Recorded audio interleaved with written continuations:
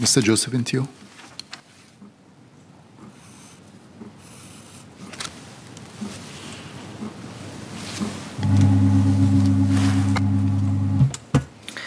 Mr. Chairman, in 2015, MHA started our ambitious Home Team transformation journey. We recognized the need to overhaul the Home Team's operational model to ensure we would be future-ready to meet evolving challenges as new threats emerge amidst higher public expectations, rising workload, and manpower constraints. 7 years on, we have seen encouraging results.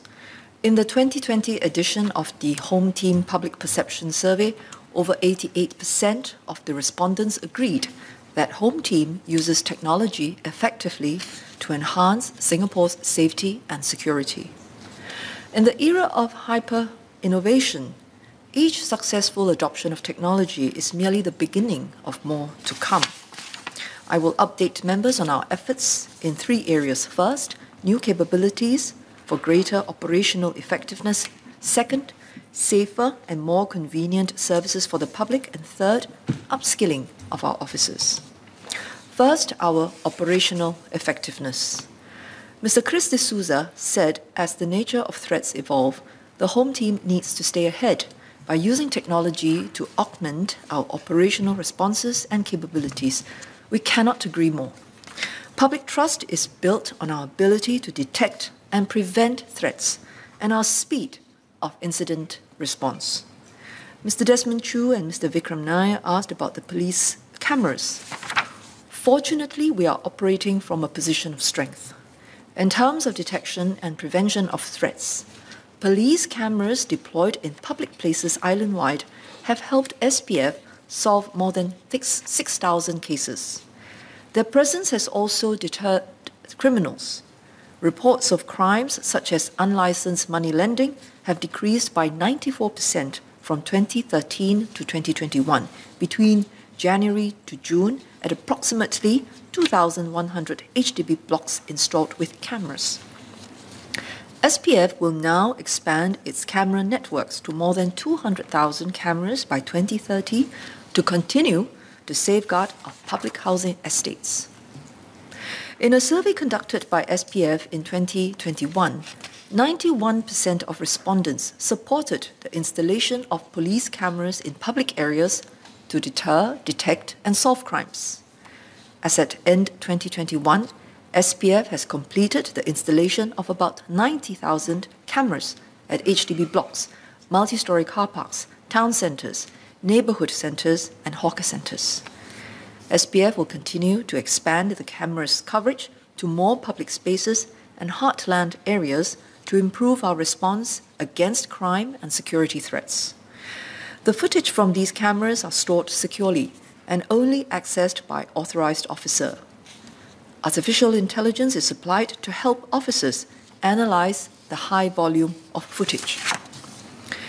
SCDF has also been enhancing its capability over the years to better detect hazardous materials. In the next few years, SCDF will implement a real-time 24/7 nationwide sensor grid to enable early detection of hazardous materials. With earlier detection, SCDF will be able to quickly dispatch resources to investigate and manage the situation.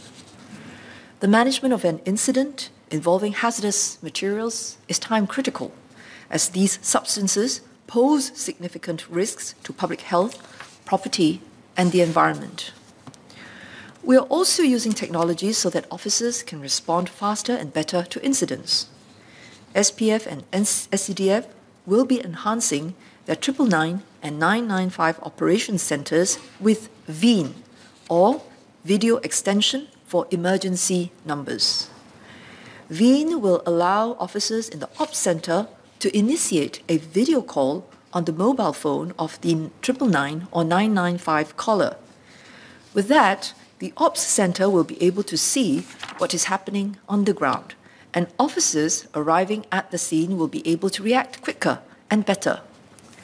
The VEAN system will be implemented in the first quarter of 2023. SCDF frontline officers will also be equipped with smart devices such as smartphones, tablets, and smartwatches, so that they can respond better in emergencies. An example would be Omni, or the Operational Medical Networks Informatics Integrator, jointly developed by SCDF and MOH. Launched in mid-2021, Omni helps paramedics to make better interventions when responding to emergency medical cases through accessing a patient's relevant medical data on the go. Paramedics can also quickly share information with hospitals so that the patient can receive timely assistance upon arrival. The second area I will speak about is how we use technology to improve service delivery to the public. With the COVID-19 pandemic, we have accelerated the digitalization of our services to minimize physical touchpoints and to reach more Singaporeans safely and conveniently. Currently, majority of ICA's transactional e-services see a high take-up rate of over 80%. Satisfaction rates among users are over 80%. This year, ICA will make available more digital documents. Members of the public will soon be able to apply for and access documents digitally, such as birth and death certificates, and long-term visit passes and students' passes. This makes these processes completely digital, end-to-end, and we will no longer need to worry about losing such important documents. This also saves time spent on travelling and collecting physical documents at ICA. Identity cards and passports will remain physical documents as current legislation still requires the presentation of physical identity cards in certain settings, and we need to adhere to international passport standards set out by the International Civil Aviation Organization. In time to come, these digital documents can be securely and conveniently retrieved on our mobile devices through the My ICA mobile app. ICA will also be making more e-services, such as the application of identity cards, passports, and extension of visit passes available on this app. Mr. Mark Che asked how technology can assist in the safe reopening of Singapore's borders. As international travel starts to open up, we expect the number of travellers passing through our checkpoints to increase. ICA will introduce the Automated Clearance Initiative this year to allow more eligible visitors to use automated clearance facilities without the need for prior application. In the longer term, most residents, long-term pass holders and visitors will be cleared through automated lanes in the passenger halls, which will be faster, more efficient and more secure. Mr. Sito Ipin asked if this will increase the immigration clearance times for Singaporeans since we will have a larger pool of travellers eligible for automated clearance. I would like to assure members that Singaporeans will not experience longer clearance times.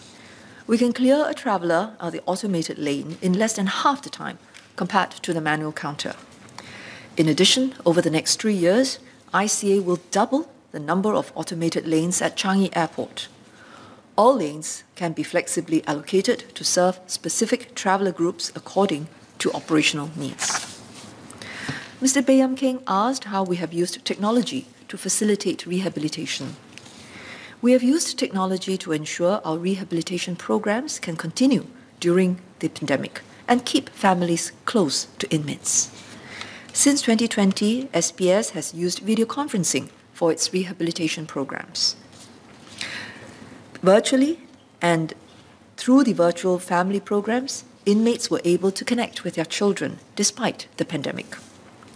SPS also partnered with Yellow Ribbon Singapore to facilitate virtual job placement interviews, allowing inmates to continue to access employment assistance.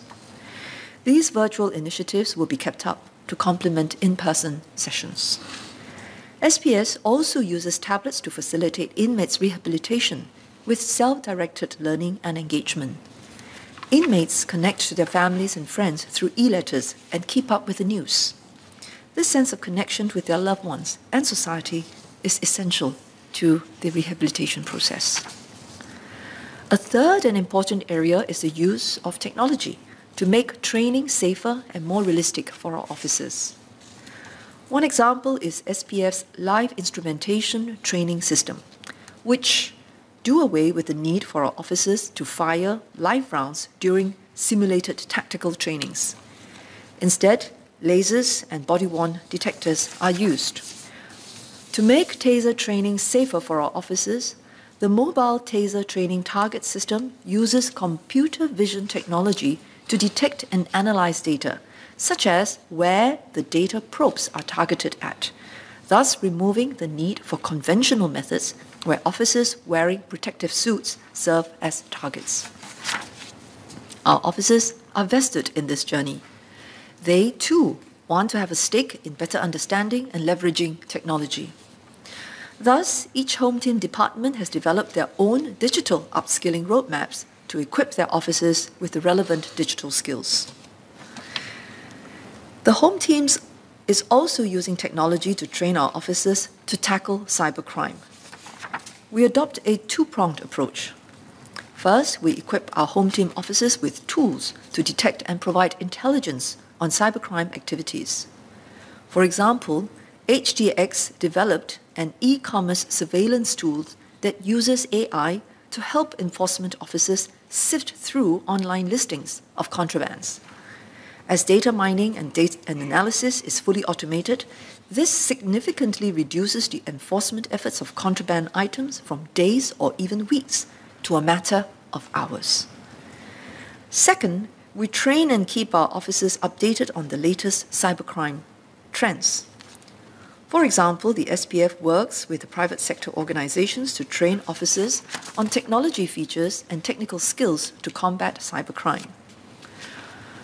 So, over the next few years, technology will continue to be a cornerstone in our transformation journey to help meet the challenges of our evolving security environment.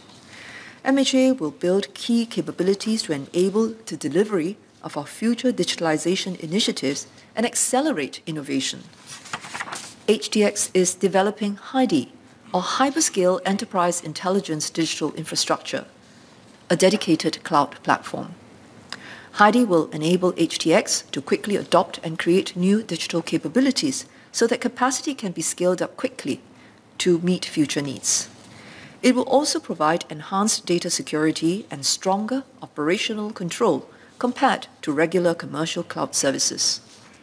With HIDI, the Home Team will be in a stronger position to fulfill our mission. So leveraging technology to improve our capabilities will enable us to serve the public better, more efficiently and effectively. We will press on to ensure that Singapore remains a safe and secure home for all of us.